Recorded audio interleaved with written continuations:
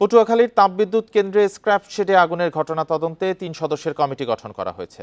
২ কর্মদিবসের মধ্যেই প্রতিবেদন দিতে বলা হয়েছে তদন্ত কমিটিকে। বান্ডেল থাকলে প্রতি সেনমানিতে টাকা বাঁচবে।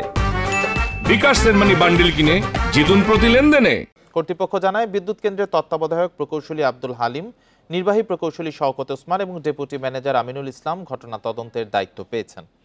এদিকে আগুনের ঘটনায় বিদ্যুৎ উৎপাদন ও জাতীয় গ্রিডে সরবরাহে কোনো সমস্যা হয়নি। ২০ একর জমির উপরে স্থাপিত স্ক্র্যাপ ইয়ার্ডটি মূল বিদ্যুৎ কেন্দ্র থেকে প্রায় ৫০০ মিটার দূরে অবস্থিত।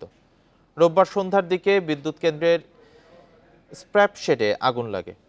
ফায়ার সার্ভিস, নৌবাহিনী ও সেনাবাহিনীর প্রচেষ্টায় প্রায় ৪ ঘন্টা পর নিয়ন্ত্রণে আসে আগুন।